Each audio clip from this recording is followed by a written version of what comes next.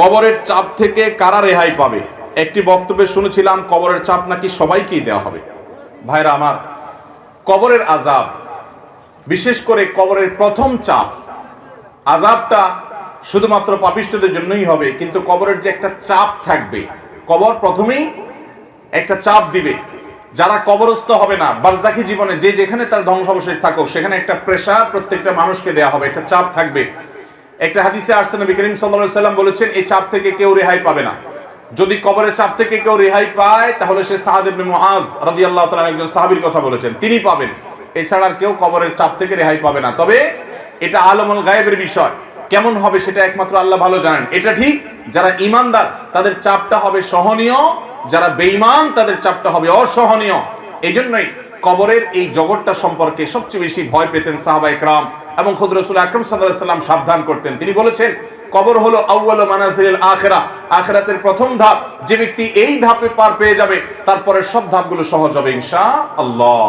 অতএব ভাইরা আমার, কবরের এই চাপ থেকে আসলেই কেউই রেহাই পাবে না। এমনকি মুসলমানদেরকেও, ঈমানদারদেরকেও চাপটা দেওয়া হবে, তবে তাদেরটা কাফের এবং পাপিষ্ঠদের চাইতে ভিন্নতর হবে, সহজতর হবে, কিন্তু হবে। সে হাদিস কিন্তু আছে, তার ধরন কেমন হবে সেটা একমাত্র আল্লাহ তাআলা ভালো জানেন। এই জন্যই কবরের এই জায়গাটা নিয়ে আমাদের সব সময় চিন্তা থাকা উচিত, পেরেশানি থাকা উচিত। বিশেষ করে কবরের যে আযাব হবে, সওয়াল জবাব হবে, এগুলো থেকে মুক্ত হওয়ার জন্য, বিশেষ করে আযাব থেকে বাঁচার জন্য আমাদেরকে কিছু আমল করতে হবে। যেমন যারা চগলখড়ি করে, তাদের কবরের আযাবের আশঙ্কা বেশি হয়। এই জন্য চগলখড়ি ত্যাগ করা, এটা কবরের আযাব থেকে মুক্ত থাকার জন্য পূর্ব শর্ত। আরেকটা হলো পেশাব থেকে ভালো করে পরিচ্ছন্ন হওয়া, পবিত্র হওয়া। ঘর বাড়ি, জামা কাপড়, শরীর পেশাবে মাখামাখি না করা, যত সম্ভব পেশাব থেকে পরিচ্ছন্ন থাকা। কারণ নবী রাসূলুল্লাহ সাল্লাল্লাহু আলাইহি ওয়াসাল্লাম বলেছেন, ইস্তানজাহু মিনাল বাউল, তোমরা পেশাব থেকে পবিত্র হও ভালো করে। ফাইন্না আম্মাতা আযাবিল কবরি মিনহু, কারণ বেশিরভাগ কবরের আযাব পেশাবের কারণে হয়। এজন্য পেশাব থেকে পরিচ্ছন্ন হতে হবে। কবর আযাব থেকে মুক্ত থাকার জন্য, নাজাতের জন্য রাতে সূরা মুলক তেলাওয়াত করতে হবে। নবী সাল্লাল্লাহু আলাইহি ওয়াসাল্লাম বলেছেন, যারা রাতে শোয়ার আগে সূরা মুলক তেলাওয়াত করে, আল্লাহ তাআলা তাদেরকে কবরের ফিতনা থেকে বাঁচিয়ে রাখেন।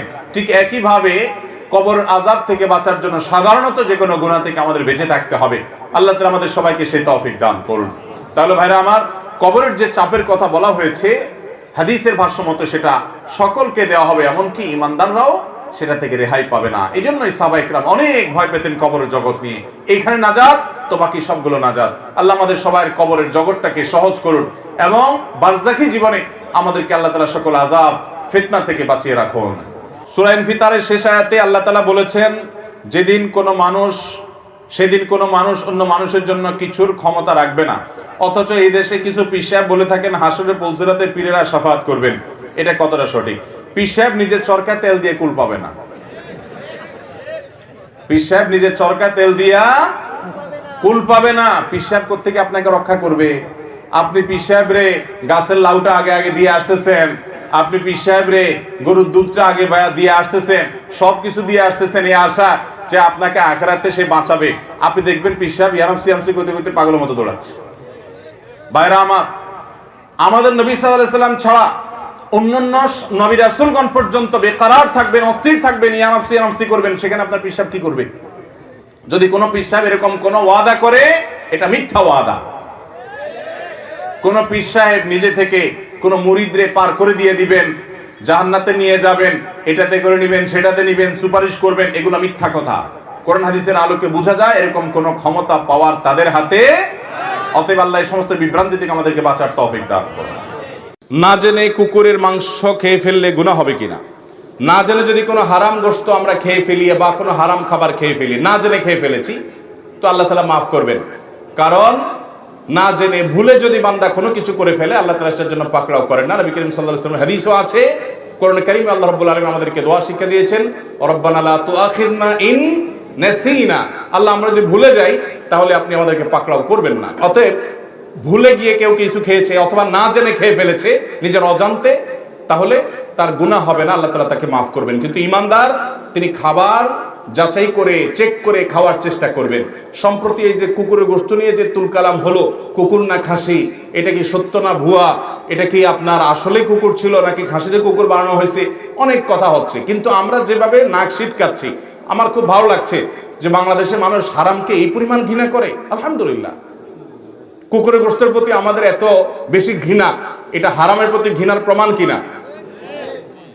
কিন্তু সেই মানুষগুলোই আমরা আবার সুদ ঘুষের মাধ্যমে উপার্জন করে কিন্তু গরুর গোশত কিনে খাই। কি বলেন? কুকুরের গোশত খাওয়ার কারণে যেরকম ঘৃণা আপনার হচ্ছে, মাশাআল্লাহ, ঈমানি গায়রত আপনার মধ্যে আসছে, সুদ ঘুষ, অন্যের সম্পদ আত্মসাৎ করা, টিন চুরি, গম চুরি, 2 নম্বর পথে উপার্জন করার ক্ষেত্রে এরকম ঘৃণা আসা উচিত। তাহলে আপনি ইমানদার হলেন। আর না হলে আপনি একটাকে হারাম মনে করলেন, আরেকটাকে হারাম মনে করলেন না, ব্যাপারটা সেরকম হয়ে যেতে পারে।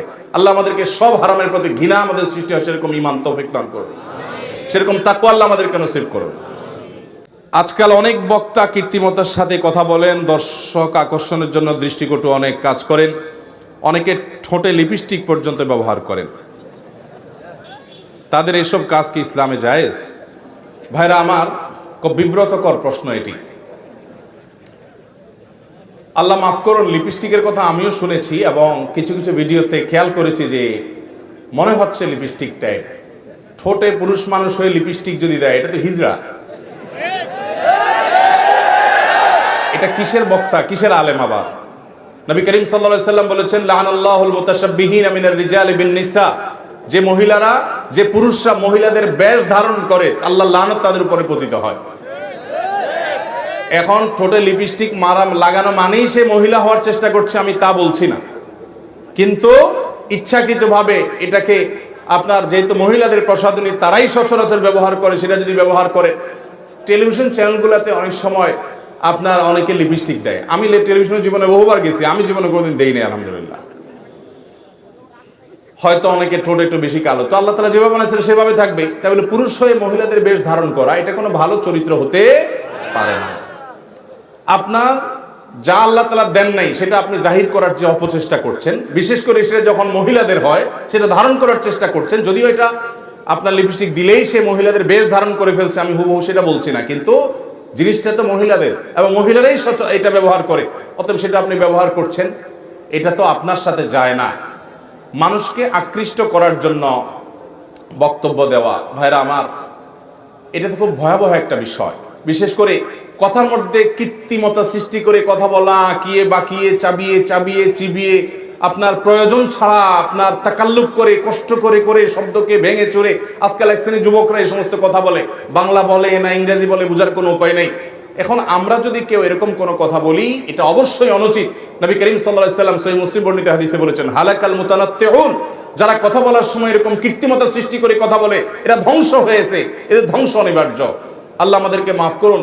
আমরা যেন দিন প্রচার করতে গিয়ে এই সমস্ত হেয়ালিপনা, এই সমস্ত পাগলামো, এই সমস্ত নিচুতা এবং এই সমস্ত ত্রুটিপূর্ণ, যেটা ইমানদারের শানে যায় না, সেগুলো যেন আমরা না করি। আল্লাহ আমাদেরকে হেফাজত করুন। ওয়াজ মাহফিলগুলো আলহামদুলিল্লাহ, এগুলো থেকে হাজারো লাখো মানুষের হেদায়েতের মাধ্যম যেমন হচ্ছে, মানুষ যেরকম হেদায়েত পাচ্ছে, উপকার যেমন পাচ্ছে, এর বিপরীতে কিছু কিছু সংখ্যায় কম হোক, কিছু কিছু মানুষ ওয়াজ মাহফিলে এমন কিছু কাজ করছে যে কাজগুলো আসলে একজন তালিবুল ইলম হিসেবে আমাদের নিজেদেরও বিব্রতকর, অস্বস্তিকর, লজ্জার কারণ হয়। আল্লাহ আমাদের ভাইদেরকে হেদায়েত দান করুন, তাদের সুমতি আল্লাহ তাআলা ফিরিয়ে দিন।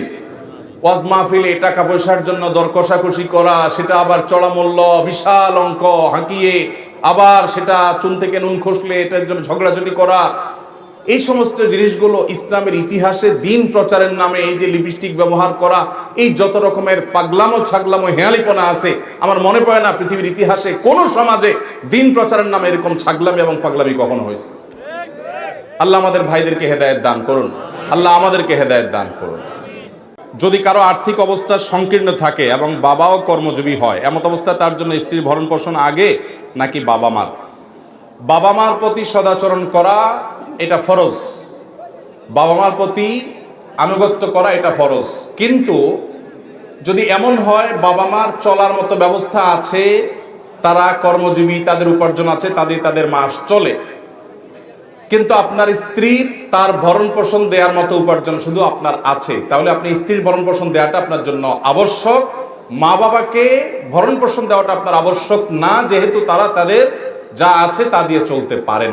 কিন্তু এর মানে এই না যে আপনি সব শুধু স্ত্রীর জন্য খরচ করবেন, মা বাবার জন্য কিছুই করবেন না। বরং মা বাবার প্রতি আনুগত্যের, এহসানের, আল্লাহ তাদের প্রতি এহসান করতে বলেছেন, তাদের প্রতি এহসান এবং সদাচরণের অংশ হিসাবে হাদিয়া, তোহফা, উপঢৌকন যতটুকু পারেন ওই অল্পের মধ্যে থেকে একটু একটু হলেও নিবেদন করবেন। তবে যদি তারা চলতে পারেন তাহলে সেক্ষেত্রে তাদের ভরণ পোষণ দিয়ে আপনার করার আবশ্যক থাকে না, বরং তখন স্ত্রীর ভরণ পোষণ দেওয়াটা আবশ্যক হবে যদি এরকম ব্যক্তি থাকেন। আর যদি স্ত্রী ভরণ পোষণ দেওয়ার পরও আপনাকে আল্লাহ তাআলা আরো উদ্বৃত্ত রাখেন, তাহলে অবশ্যই আপনি মা বাবার জন্য সাধ্য অনুযায়ী তাদের ব্যয়ভার বহন করা, তাদের হাদিয়া দেওয়া, তাদের বিভিন্ন রকমের খরচ খরচা বহন করা, সেগুলো আপনার অবশ্যই দায়িত্বের মধ্যে পড়বে যদি আপনার কাছে সেরকম অতিরিক্ত থাকে। অথবা বাবা মার যদি উপার্জন না থাকে, যা আছে তা দিয়ে তাদের চলে না, তাহলে স্ত্রীর ভরণ পোষণ যেমন দিতে হবে, বাবা মার ভরণ পোষণ আপনাকে দিতে হবে। যদি তাদের অন্য কোনো ব্যবস্থা না থাকে তাহলে তাদের ভরণ পোষণের জন্য আপনি সাধ্য অনুযায়ী দিতে হবে। ইসলামে এতিমের হক আদায়ের ব্যাপারে কি বলা হয়েছে? এতিমের হক আদায় করতে হবে। এতিমকে লালন পালনকারী সম্পর্কে নবীজি বলেছেন, আনা ওয়া কাফিলুল ইয়াতীমি কাহাতাইন, আমি এবং এতিমের লালন পালনকারী এই দুই আঙ্গুলের মধ্যে পাশাপাশি অবস্থান করব। আমাদের সমাজে এতিমকে লালন পালন মানুষ করে স্বার্থে। কিসে করে? স্বার্থে মানে তার ছেলে মেয়ে হয় না, তখন একটা এতিম নিয়ে আসে, এনে তাকে লালন পালন করে। এরকম স্বার্থে যদি লালন পালন করে সে ফজিলত পাবে না। যে ব্যক্তি বাপ ডাক শোনার জন্য, মা ডাক শোনার জন্য নয়, বরং এতিমকে টাকা পয়সা, খরচ খরচা, পড়াশোনার সব দায়িত্ব নিয়ে, এতিম তার মায়ের কাছেই আছে কিন্তু উনি বাবার মতো স্নেহ দেন, সকল খরচ খরচা করেন আল্লাহকে খুশি করার জন্য, এই ব্যক্তি জান্নাতে নবী সাল্লাল্লাহু আলাইহি সাল্লামের পাশাপাশি অবস্থান করবে। অতএব আমাদের উচিত প্রত্যেকে যার যার সাধ্য অনুযায়ী এতিমদের পাশে দাঁড়ানো, কমপক্ষে একটা এতিমের স্পন্সর হওয়া, দায়িত্ব নেওয়া। আল্লাহ আমাদেরকে তৌফিক দান করুন। উল্টা বরং অনেক চাচা আছে যে অমানুষ, সে ভাই মারা যাওয়ার পরে ভাইয়ের সম্পদ থেকে ভাতিজাকে বঞ্চিত করে টাকা মেরে দেয়। আছে না নাই এরকম অমানুষ? এইরকম অমানুষরা, তাদের সম্পর্কে আল্লাহ কোরআনে কারিমে বলেছেন যে উলাইকা ইয়াকুলুনা ফি বুতুলিহিম নারা, তারা তাদের এই যারা এরকম এতিমের হক মারে, এতিমের হক মারনেওয়ালারা তারা তাদের পেটে জাহান্নামের আগুন ঢুকায়। তাদের জাহান্নামে যাওয়ার নিশ্চয়তা তারা যেন দুনিয়া থেকে করে যাচ্ছে। আল্লাহ আমাদেরকে হারাম থেকে বেঁচে থাকার তৌফিক দান করুন।